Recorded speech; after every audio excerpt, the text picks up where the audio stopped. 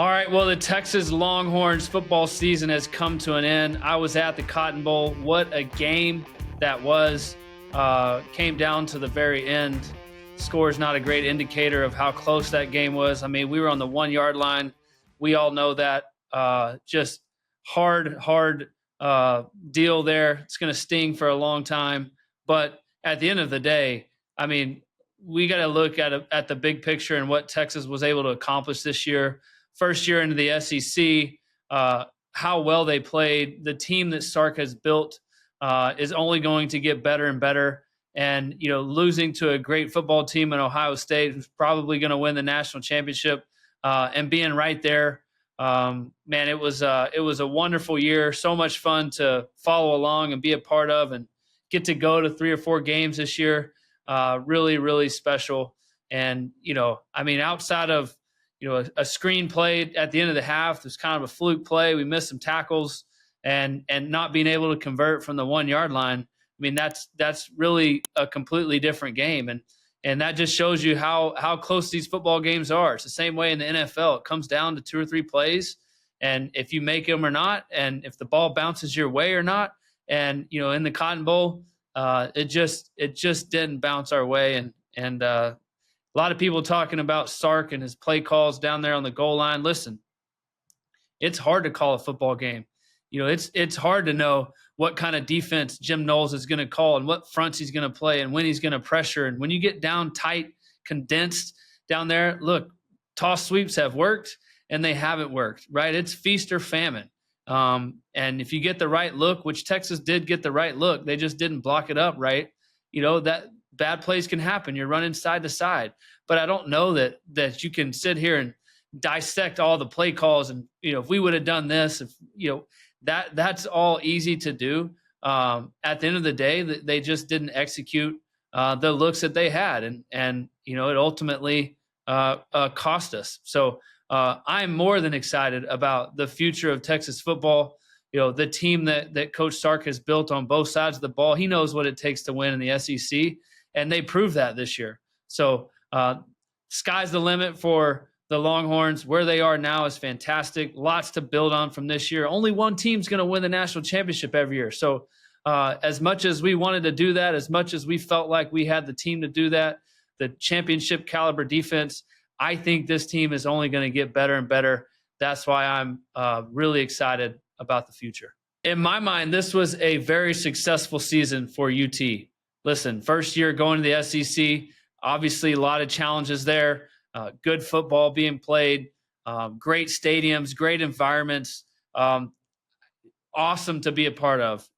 Only one team, like we mentioned, is going to win the national championship. And so, yeah, it's always a disappointment when you don't make it there, because that's the goals and that's the expectations. But when you look at the totality of this year and what they did on offense, what they did on defense, the coaching staff, I don't expect there to be really any changes, if at all. It's a great program. It's a great place to be. The recruiting is there. Obviously, they can go out and get the players that they need to build the squad for next year. But at the end of the day, this was a very successful season for Texas, and I want to make sure that we recognize that and believe that, and just have to keep putting one foot in front of the other. Build off of this. Build off the success you had. 2 years in a row, we've been in the Final Four, and I think there will be a moment in the near future where we take that next step. Texas is always going to have a chance at anybody, right? In recruiting, who do you want to go recruit? Who wants to come play for you? Who's in the portal that wants to come to UT? And having a year like this only helps. Coach Sark is a phenomenal play caller, right? He puts guys in position to be successful, to make plays. You can see that across the board. Look at what he did with Quinn Ewers this year. Look at what he did with Gunnar Helm. You know, several offensive linemen probably going to declare for the draft and be high draft picks. Receivers played outstanding. Matthew Golden, holy cow. DeAndre Moore is a great young receiver. Ryan Wingo, right? Isaiah Bond, Silas Bolden. These guys, when we went into this year, you didn't know who the receiving corps was going to be. What a job by the coaching staff in recruiting and figuring out who's going to play the best spots and putting and assembling a unit out there that to me was outstanding. And so overall, this helps. This helps a ton. People want to come play at UT. We're in the SEC now. We can recruit anywhere we want. There's guys across the country that say, you know what, I want to go play defense over there. That defense balls out. I want to go play offense over there. I know I'm going to get touches if I'm a receiver. I think having CJ Baxter back next year is going to be huge for this Texas offense. Hopefully he can stay healthy, right? Everything is just trending upward. That's why it's exciting for me. Obviously don't want to assume anything, but it looks like it's going to be the Arch Manning show moving forward. And I got to think if you're a Texas fan, you're really excited about that. At the same time, I thought Quinn Ewers over the last 3 years has played phenomenal. And what he decides to do next year is totally up to him. He's got tons of options, I'm sure.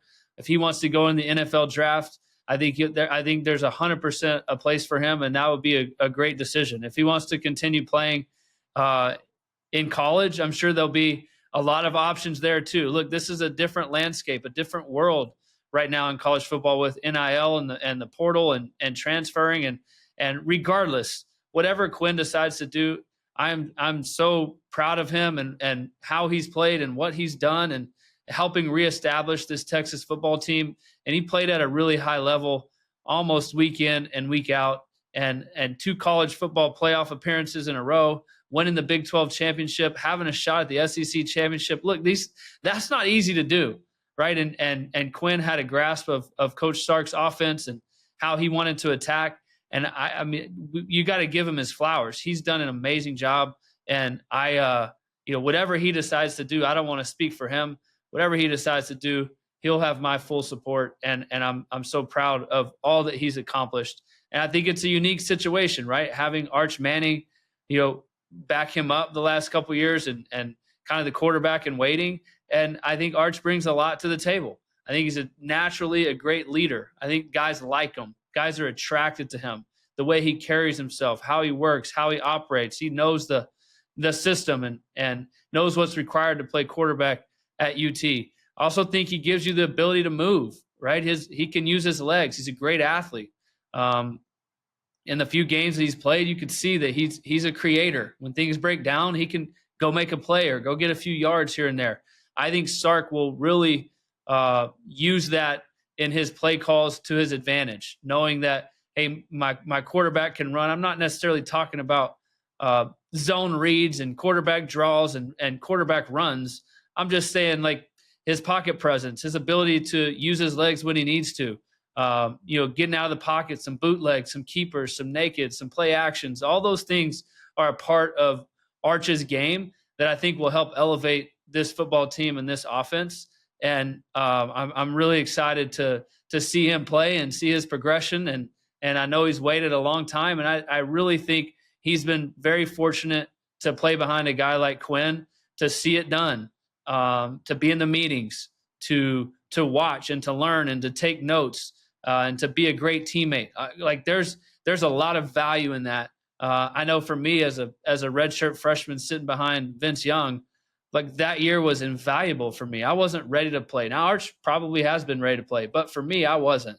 And I used that time to, really develop long-lasting relationships with my coaches and teammates, to work hard, to put myself in those situations. And what would I have done? What did I see? There's just a lot of ways that these past 2 seasons will be very helpful for Arch. And I'm excited about, that player, his transition into being a starter, what that's going to look like. I think there's a lot to look forward to if you're a UT fan. In football, every game means more during the playoffs, and you can start your own personal playoffs on Underdog, where you could cash in on touchdowns, interceptions, yards, or more. All you have to do is pick higher or lower, and you could take home up to 1,000 times your money if you get your picks right. It's that simple. Millions of fans have already won billions of dollars making picks. Sign up for Underdog today using promo code POCKET, capital P-O-C-K-E-T, and you'll get a free pick as a part of your first cash entry plus up to $1,000 in bonus cash when you deposit. Again, that's promo code POCKET. Yeah, I think, look, if you're Arch and you're going into this offseason, how do you attack it? How do you prepare? What do you do? I think there's so much value in him being in the program over the last 2 years and getting to see a guy like Quinn Ewers on a day-to-day basis. What's his What's his schedule like? What's he studying on Tuesdays? What's he looking at on Wednesdays? How's he taking care of his body? Like all those things. I think that those lessons and hours spent in the building will play a big role for Arch as he moves forward to be the starter. And, this offseason, this is a time for him to attack, to work on some of the things that he knows he needs to work on. He played 3 games. So what were some things that I wasn't good at? What were some things that I was good at? How can I get better? How can I have a great spring, leading this football team, knowing that we've been to the college football playoff twice.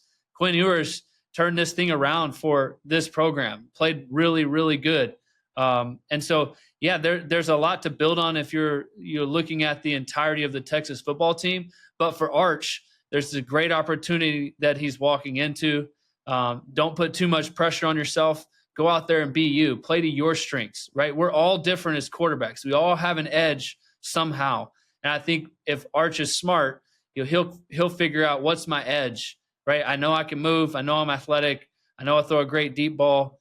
I've got to sit back and learn this system for a couple years with Sark. Sit down with Milwee and Sark and figure out what are the things that I love. Like, these are things that you can call anytime. I'm gonna find a completion. What are some things I need to work on? Like, what are some mechanical things? What are structures of this offense that I think I can improve on, and really dial those in this spring. And when the season rolls around, I think Texas is in a great spot. There's playmakers all around them, very well coached, not a whole lot of turnover. And so I think for Arch and this football team, it's a great position to be in, and just have to continue to attack and kind of have that chip on your shoulder, right? We've made it to the Final Four 2 years in a row. What are we going to do to make it past that? I think there should be a ton of confidence for this Texas football team, knowing that, hey, we've made it to the top 4 teams the last 2 years. Okay, we've gotten beat. We haven't got to the national championship. What's it going to take? What's it going to be? I remember for me back in 2007, going into the 2008 year, we didn't have as much success as they've had the last 2 years, but I really felt like we had the football team to do it. And it took everybody, both sides of the football, special teams and team leaders in that locker room coming together and saying, hey, look, like 10-3 ain't going to cut it anymore. Like we have to get where we want to go. We got to do the little things right. And if we do, we have a chance to do something really special. And we did.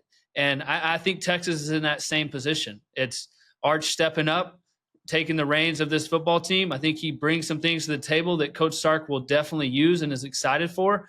But I also think it's overall the guys who stay, the guys who are the foundation of this team. They'll go out and get some guys from the portal. They'll have some young guys step up.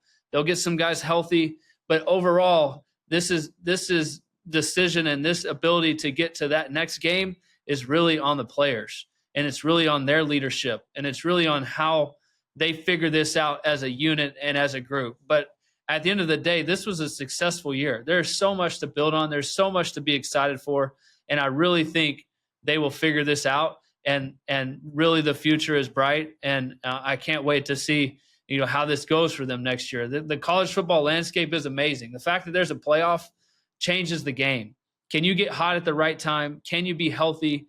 And can you figure out a way to go win it all? And the best team's going to win at the end. And Ohio State, if you look at them for this year, they played okay most of the year. They didn't really play great. In fact, they lost to Michigan, a month or so ago in a game that shouldn't even be a game. But that was a veteran group of players, a lot of seniors on that defense, a veteran quarterback, Will Howard, that put it together at the right time, that were well coached, and they got hot.